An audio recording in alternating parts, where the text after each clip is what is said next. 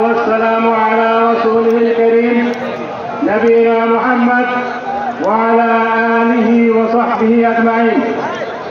আজকের এই ঐতিহাসিক জাতীয় সমাবেশের মধ্যমণি, আজকের এই সমাবেশের সম্মানিত সভাপতি, মানবিক বাংলাদেশের স্বপ্নদ্রষ্টা আমিরে জামাত ডক্টর শফিকুর রহমান সহ মঞ্চে উপবিষ্ট জাতীয় নেতৃবৃন্দ, সারা দেশ থেকে আগত লাখো ছাত্র জনতা, আসসালামু আলাইকুম ওয়া রাহমাতুল্লাহি ওয়া বারাকাতুহু। আমার বক্তব্যের শুরুতে শুকরিয়া আদায় করছি সেই মহান রব্বুল আলামিনের, যার অশেষ মেহেরবানিতে আজকে এরকম একটি মুক্ত পরিবেশে আমরা এখানে সমবেত হতে পেরেছি, আলহামদুলিল্লাহ। একটি বছর আগে আমরা কল্পনা করতে পারিনি ফ্যাসিবাদের জাতাকলে নিষ্পৃষ্ট এই বাংলার মাটিতে আমরা এরকম একটি সমাবেশ করতে পারব।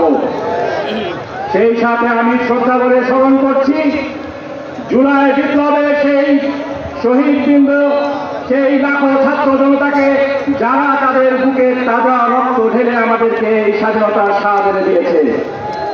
একই সাথে আমি শ্রদ্ধা করে স্মরণ করছি জাতির সেই সমস্ত সূর্য সন্তানদেরকে, যাদেরকে ভারতীয় আধিপত্যবাদী শক্তি এবং এই ফ্যাসিবাদী শক্তি, ফ্যাসিবাদী আওয়ামী শক্তি, তাদের ভারতীয় আধিপত্যবাদ এবং ফ্যাসিবাদকে চিরস্থায়ী করার জন্য পথের কাটা মনে করে শতাব্দীর জঘন্যতম নাটক সাজিয়ে মিথ্যাচারের মাধ্যমে ফাঁসিতে ঝুলিয়ে হত্যা করেছে।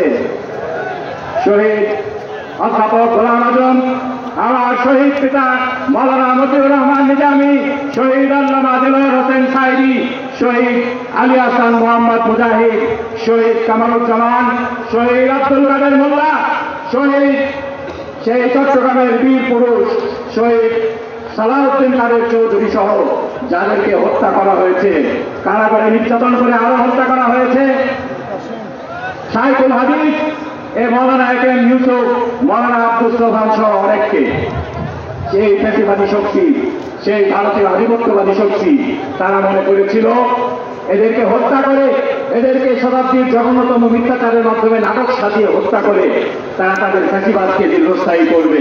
ওয়া মাকারু ওয়া মাকারাল্লাহ ওয়াল্লাহু খায়রুল মাকিরিন। তারাও ষড়যন্ত্র করেছিল, আল্লাহ পরিকল্পনা করেছেন।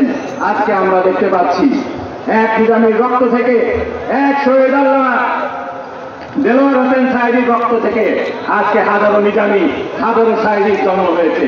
আর সেই ফ্যাসিবাদ কোথায় চলে গিয়েছে, কোথায় পালিয়েছে? আমাদের আল্লামা বলেছিলেন ইঁদুরের গর্ত খুঁজে পাবে না।